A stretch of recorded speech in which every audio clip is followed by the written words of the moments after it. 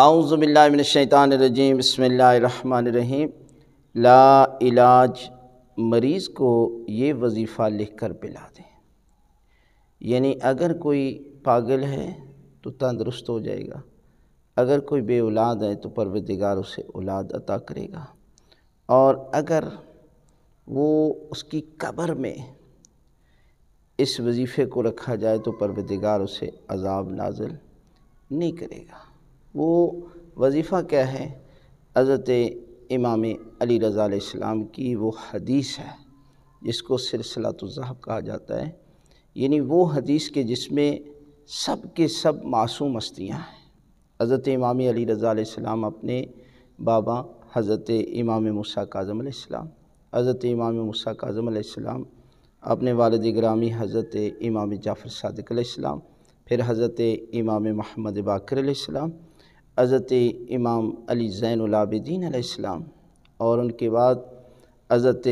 امام حسین علیہ السلام، اور ان کے بعد حضرت امام حسن مجتبیٰ علیہ السلام۔ وہ روایت کرتے ہیں مولا کائنات حضرت علی ابن ابی طالب علیہ السلام سے، اور حضرت علی ابن ابی طالب علیہ السلام روایت کرتے ہیں اللہ کے رسول حضرت محمد مصطفیٰ صلی اللہ علیہ وسلم سے، اور اللہ کے رسول فرماتے ہیں کہ جبرائیل نے مجھے یہ بتایا، اور جبرائیل اللہ سے پیغام لیتے ہیں۔ یعنی یہ نام لکھ کر اگر آپ کسی پاگل کو پلا دیتے ہیں تو وہ تندرست ہو جائے گا۔ اگر لا علاج مریض کو پلاتے ہیں تو وہ تندرست ہو جائے گا، اور اگر یہ الفاظ لکھ کر آپ قبر میں رکھتے ہیں تو پروردگار جو ہے وہ اس شخص پر عذاب قبر نازل نہیں کرتا۔ لہذا اس سلسلہ کو، یہ سلسلہ معصوم ہستیوں کا ہے، اس لیے حضرت امام علی رضا علیہ السلام نے ایک حدیث بیان کی تھی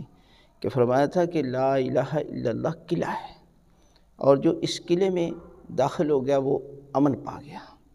لیکن اس کی کچھ شرائط ہیں، اور امام نے فرمایا کہ ان شرائط میں سے ایک شرط